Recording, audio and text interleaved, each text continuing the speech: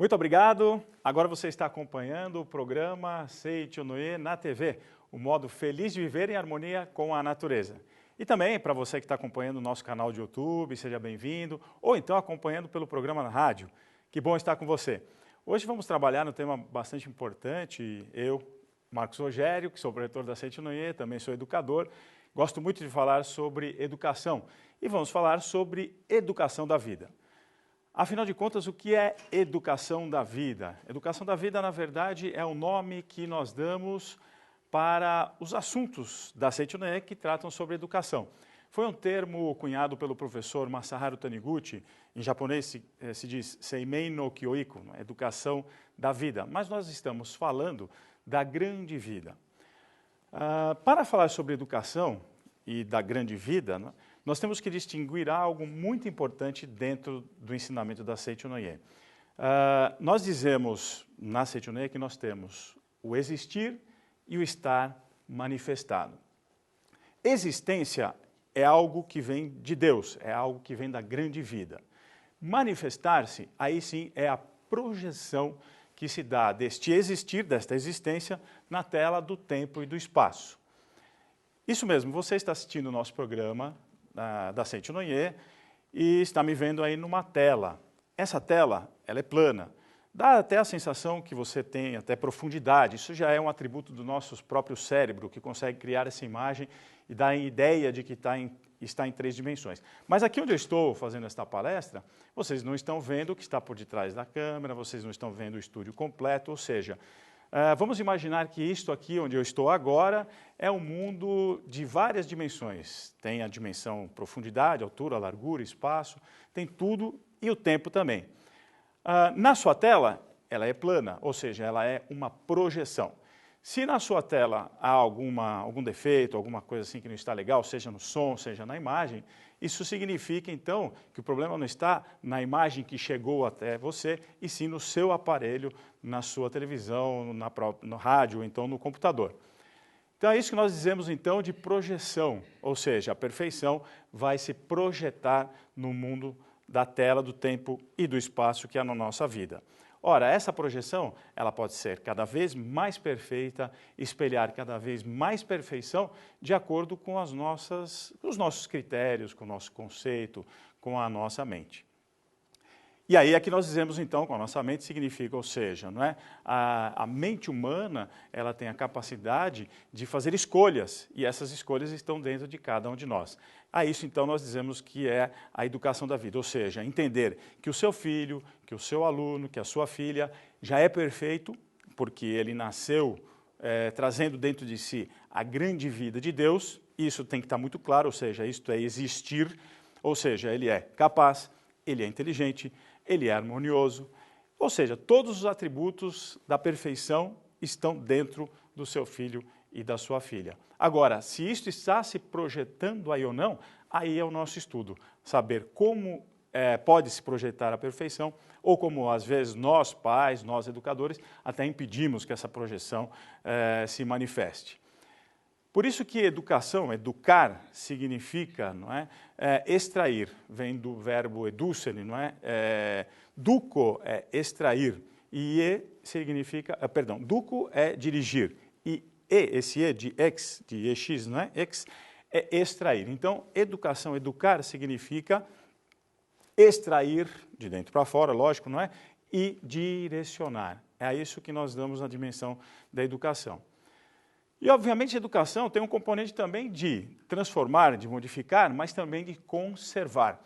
E aí tem uma coisa interessante, porque muita gente pensa o seguinte, quando a gente fala em conservar nos tempos de hoje, já vem aquela história, ih, olha, a pessoa é careta, esse negócio é ultrapassado, já tentam colocar um rótulo naqueles que tentam conservar alguma coisa. Mas sem conservação, não há vida, afinal de contas, você conserva as suas amizades, isso é bom, não é? Você conserva a sua família, você conserva as suas características, ora, isto é conservação, então o universo está cheio de conservação. E também de transformação, porque se você só conserva, você não vive. E vida é transformar.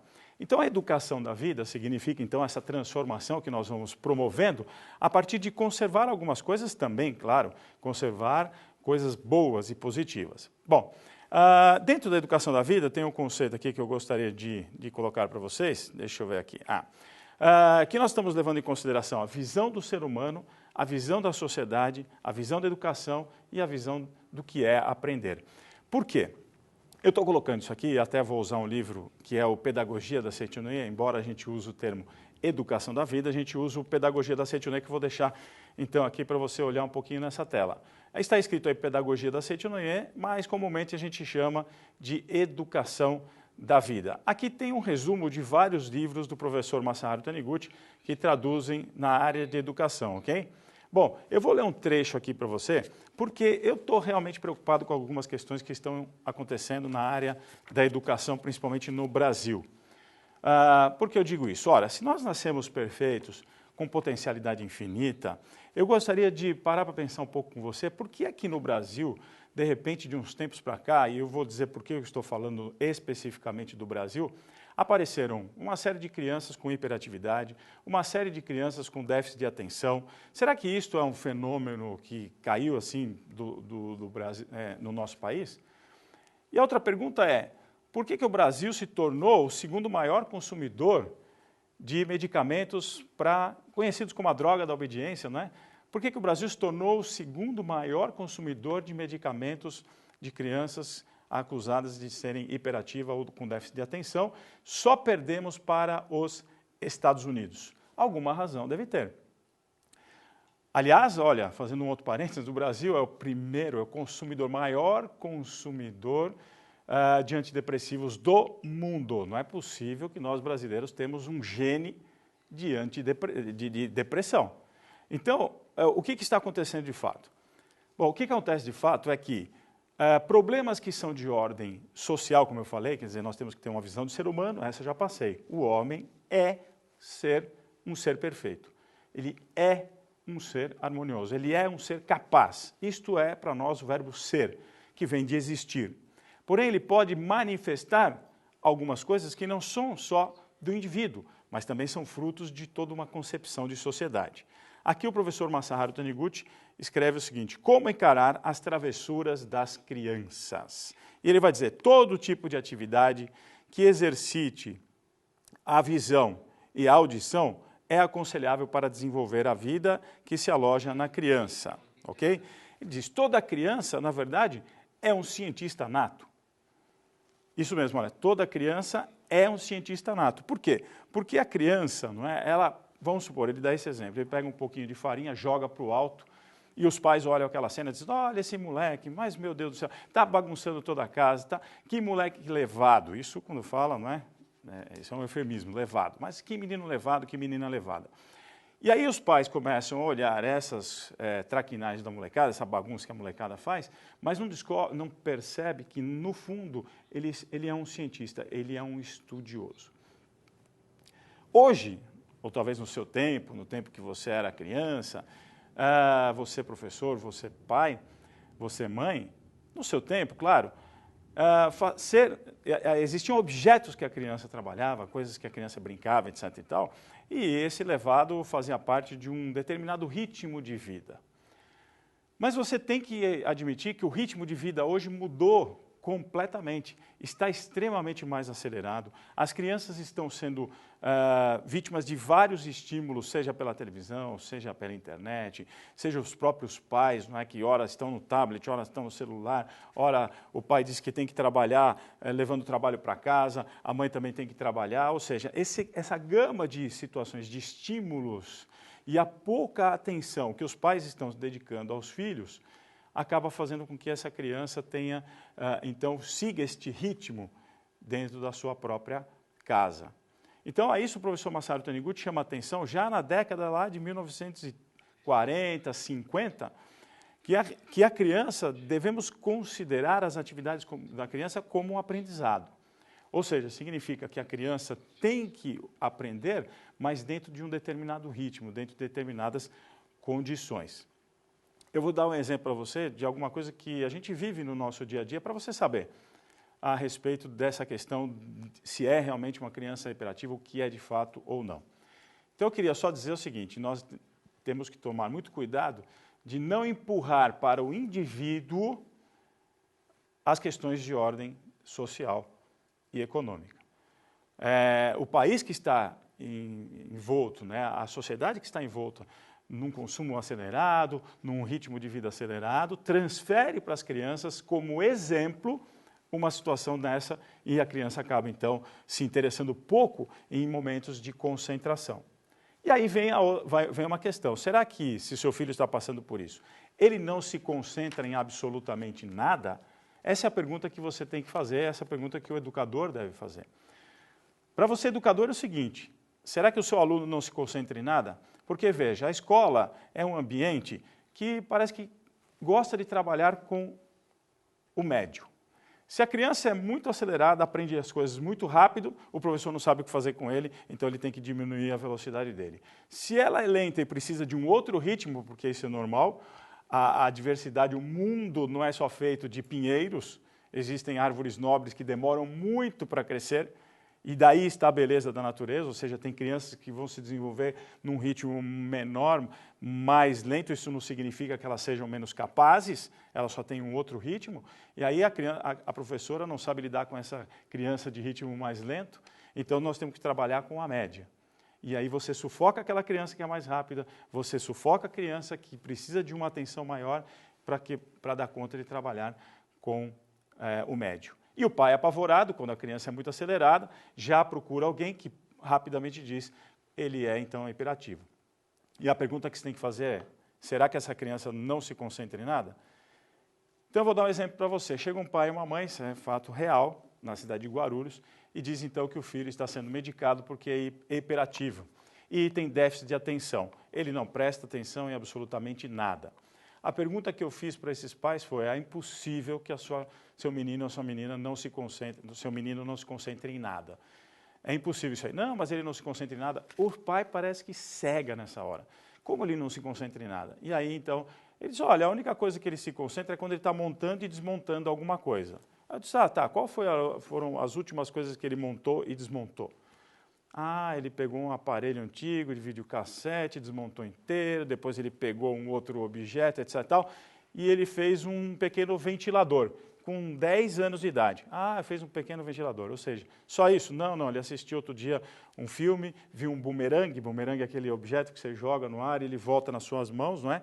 E ele pegou, então, olhou aquilo, ficou curioso, foi na internet, aprendeu a fazer um bumerangue, fez um bumerangue, ajudei ele a fazer, e nós fomos num parque, aqui em São Paulo, né, chamado Ibirapuera, e aí este bumerangue voltou, ele jogou e voltou na mão dele, um monte de gente cercou, querendo saber onde ele tinha comprado, e aí a gente falou que, na verdade, nós é que tínhamos feito. Pois é, que interessante, né, meus amigos? Ele pegou, fez um bumerangue, desmontou aparelhos e fez um ventilador, e essa criança está sendo taxada de déficit de atenção. Se o pai elogia, valoriza e compartilha isso com a criança, com o tempo da criança, com certeza essa criança, a partir deste estímulo, então, onde a criança gosta de se concentrar nisso, todas as demais áreas de inteligência, todo o resto virá junto, porque nós dizemos na educação da vida, elogie e na direção que você elogiar, o seu filho irá caminhar. Assim também vale para o próprio educador.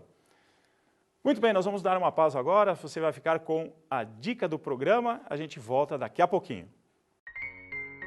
Teu corpo carnal é uma música executada por tuas cordas mentais. Mesmo que finde a interpretação musical, o executante não morre, porque ele, sendo filho de Deus, é imortal. A Seichonoye convida a todos para participarem da festividade do Santuário Rosô do Brasil em 2017. É uma festa espiritual em que inscrevemos nossos registros espirituais com os nomes das pessoas que amamos e que não estão mais fisicamente conosco, para que recebam nosso amor em forma de oração 5 vezes ao dia durante 1 ano. Venha participar deste grandioso evento.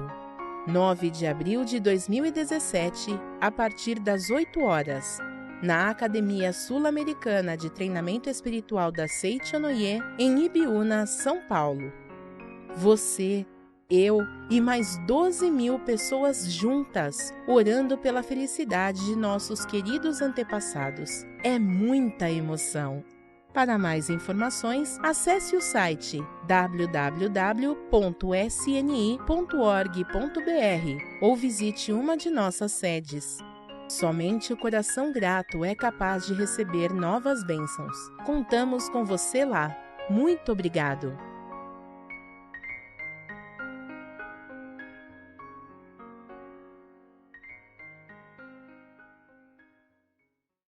Pois bem, voltamos com o nosso programa, Aceite o Noé na TV, o modo feliz de viver em harmonia com a natureza. Fico feliz de você estar acompanhando agora. Estamos falando de um tema muito importante sobre o que é a educação da vida e citando alguns exemplos sobre déficit de atenção e hiperatividade. Aliás, se você quiser conversar com a gente, que tal? A gente espera um telefonema seu no 0800 770 2600. E também nós temos nosso site, www.sni.org.br. Bom, eu tinha dado aquele exemplo a respeito daqueles pais, não é? Como uma criança, de fato, gosta de algumas coisas e a gente não valoriza, porque nós valorizamos muitas vezes aquilo que ele não faz. E o professor Masaru Taniguchi, no livro Pedagogia da Aceite o Noé, ele vai dizer que o essencial é reconhecer e valorizar a individualidade do ser humano, porque é nesta individualidade que se expressa a grande vida de Deus do universo. E em falar então em individualidade, vou dar outro exemplo para você, de um outro pai que me procurou preocupado. Nós estávamos numa conferência na Penha, aqui em São Paulo, e os pais me procuraram dizendo justamente sobre a questão do filho ter sido diagnosticado com déficit de atenção. Veja, quando eu falo diagnosticado, há diagnósticos e diagnósticos, mas aqui nós estamos falando muitas vezes de pessoas que entram em sites e fazem testes para saber se o filho é hiperativo ou não. Ou de professores que não têm qualificação para fazer isso e dizem, olha, seu filho é hiperativo ou então tem déficit de atenção. E esse menino também não gosta de parar na sala de aula, não gosta de sala de aula. Aliás, cá para nós, vou fazer um segredinho para vocês, eu me espelho nessas crianças, porque eu também detestava a sala de aula. Por isso que eu acabei virando educador. Dizem que o educador escolhe ser educador por amor ou por vingança. Eu não sei, eu acho que eu escolhi por amor. Acho que foi por amor, sim. Ou foi por vingança e fiquei por amor. Mas o fato é que nós temos que pensar que os educadores não podem, eles não são especialistas em falar uma coisa dessa. Então esse pai me procura e diz assim, olha, meu filho não se concentra em nada. Ele não para quieto, ele não consegue parar. Parar para quê? Não é? Se a criança na sua casa, ela não tem um tempo para sentar com você, para jantar com você, para vocês conversarem alguma coisa. Elas não têm tempo, você já, aquela desculpa, né? Filho, é que agora eu tenho uma coisa para fazer, eu liguei o computador para você. Filha, agora não dá para falar comigo, eu estou ligando o celular, fica com o meu celular um pouquinho. Então, como é que um pai e uma mãe querem exigir de uma criança que ela fique quieta e preste atenção em alguma coisa, se os pais nunca deram atenção para essa criança? Se o pai nunca senta e olha, conversa, conta história, conta do seu trabalho, etc. Tal. Porque não tem tempo. Ora, então eu não sei se eu vou ser grosseiro agora ou não, vou pedir licença, mas assim, às vezes, tem pai que me procura, eu estou querendo ter filho. Você quer ter filho? Dá trabalho. Você vai precisar ter tempo, dar atenção, chegar cansado em casa, sentar com ele, olhar no olho, conversar, contar historinha. Se você não quiser fazer nada disso, é melhor você ter um cachorro, um gato, alguma coisa assim. Porque aí é mais fácil, você pode dar atenção quando você quer, ele tá sempre, e o cachorro principalmente. Ele está sempre feliz da vida. Eu sou um pouco ríspido com as pessoas, porque nós estamos lidando com seres humanos.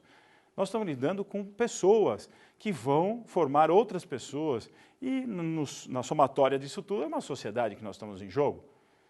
Então, se nós não queremos ter uma criança, olha, pense bem, porque dá trabalho mesmo, mas é uma maravilha, é muito bom e nós aprendemos demais com esses pequenos, com essas pequenas. Então esse pai me procura e eu disse para ele, não é possível que seu filho não preste atenção em nada, isso não é verdade. Alguma coisa ele se concentra, senão a única coisa que ele se concentra é naquele programa de televisão, o Chaves. Não sei se eu podia falar agora, mas já falei. Só se concentra no Chaves. Olha, é tanto, professor, me disse o pai, que ele até sabe todas as falas do Chaves. E eu disse, isso não é inteligência. Isso não é concentração? Isso não é interesse? E se esse menino futuramente for um roteirista, ou se esse menino futuramente... Ora, então, o pai tem a coragem de dizer um negócio desse para mim. E eu disse para ele, ora, então, por que você não valoriza este dom dessa criança, que é de memorização e de acompanhar até os diálogos? Mas como é que eu faço isso? Falei, olha, fácil. No meu tempo, a gente sentava em caixote de cebola, em caixote de laranja, e aquilo virava uma espaçonave. Agora me dedei. Mas virava uma espaçonave. Tanto é que eu tenho uma foto dentro de uma caixa de laranja e minha filha mais velha, Larissa, disse, pai, o que você está fazendo numa caixote de laranja? Aí meu irmão falou, isto não é um caixote de laranja, isto é uma espaçonave, o seu pai está nos anéis de Saturno. E era verdade. Nós estamos esquecendo que as crianças, elas não mudaram. Tem essa história aqui, as crianças isso, as crianças aquilo, as crianças de hoje em dia. Gente, criança passa pelos mesmos processos de desenvolvimento cognitivo há milênios. Elas têm uma fase que é a fase da imaginação, da criatividade. E essa fase precisa ser estimulada, não pode ser roubada pelos equipamentos eletrônicos.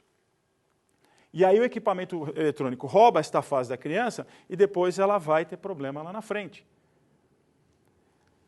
E o que é que eu posso dizer para você, então? Então, eu falei para esse pai, então se eu faço um caixote, pega assim, caixote mesmo, de papelão, etc. Tal, recorta, faço uma televisão, crio os bonecos com ele, você vai criar os bonecos, fazer os bonecos do Chaves, dos personagens, etc. Tal, e o seu filho vai ensinar você os diálogos de um dos episódios. Você pode escrever isso com ele, vai se interessar pela escrita, você pode depois, vocês vão encenar isso, mas para isso, papai, você tem que desligar a televisão da sua casa, você tem que pegar o seu celular, botar no modo avião, ou desligar o celular, você tem que dar um tempo para essa criança. E quando você olhar nos olhos dele, junto com a sua esposa, e fizerem um trabalho nesse sentido, valorizando a individualidade deste menino, com certeza ele vai começar a se interessar por outras coisas que não são só o Chaves. É por isso que a gente fala com os pais, não é, que a gente complica o que não é para ser complicado. A Seiichi Onoye, a educação da vida, descomplica, de certa forma, a educação, porque ela dá algumas dicas importantes. E qual é, acho que talvez a principal? É você trabalhar a educação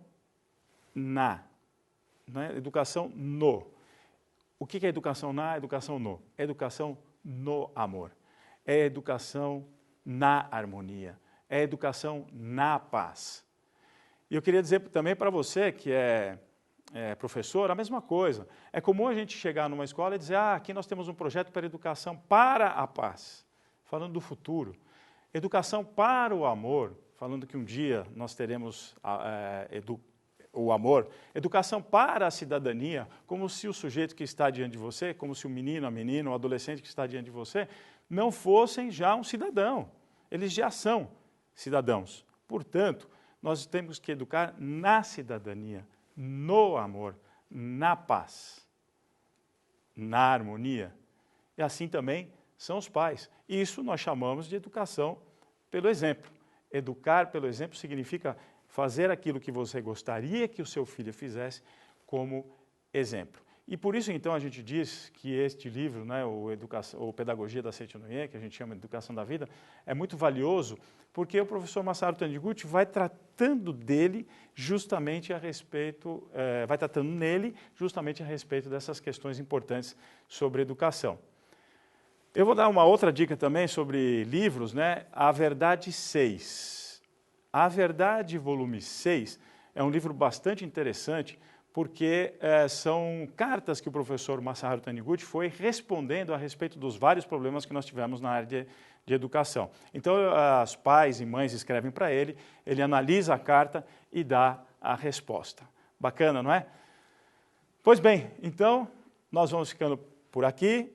Eu tenho certeza que você pode, daqui para frente, ter uma visão diferente do seu filho, da sua filha, do seu aluno, mas o mais importante, eu passei algumas informações para vocês nesse curto período de tempo que a gente tem aqui. O mais importante é você se debruçar nos livros, estudar os livros, escrever para a gente, porque a gente terá um grande prazer em responder as suas questões, ou então chamar a gente pelo 0800 770 2600, pegar informações de onde tem uma reunião mais próxima de você, ou então um protetor que está disponível para orientá-los, tá bom? Então, eu queria agradecer a todos vocês, deixar um grande abraço e meu muito obrigado. Há 11 anos no ar, levando até você o modo feliz de viver em harmonia com a natureza, a Seite na TV agora amplia seus horizontes e agrega novas tecnologias com o objetivo de se desenvolver e levar a um número de pessoas cada vez maior a verdade homem-filho de Deus. Agora você pode assistir a Seite no café, no metrô, na fazenda, na rua. Assista diariamente a Seite na TV, no computador, no tablet ou no smartphone. Acesse www.sni.org.br. Novos programas todos os dias. Seite na TV, a qualquer hora, em qualquer lugar, numa tela perto de você.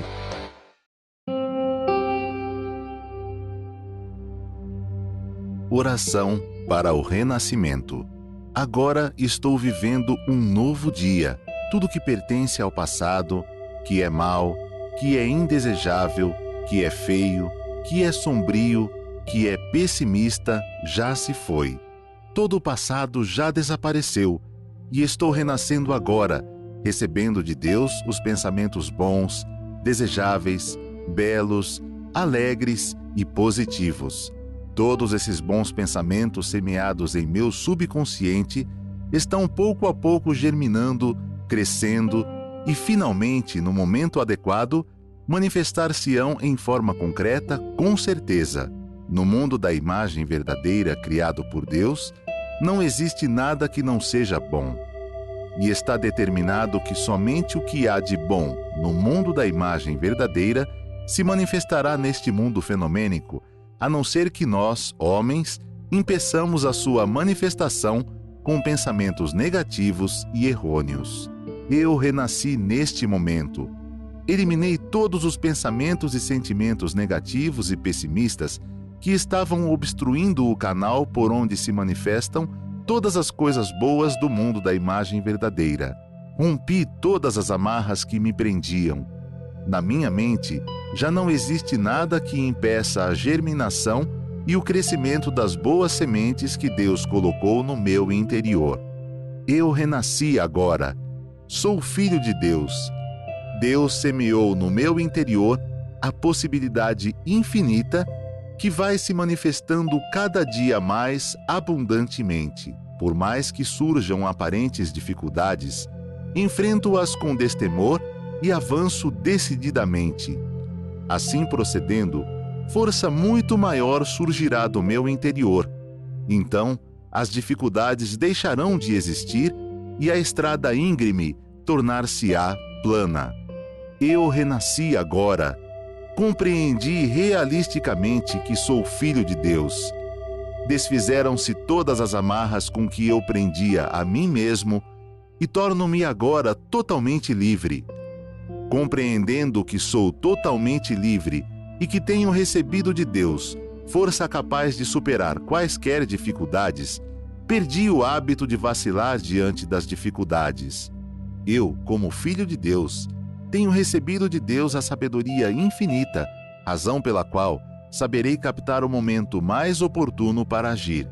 No momento mais adequado, executarei sem vacilar, decididamente, da maneira mais apropriada, aquilo que for mais importante para o momento. Por isso, aquilo que executo concretiza-se infalivelmente e dá ótimos resultados.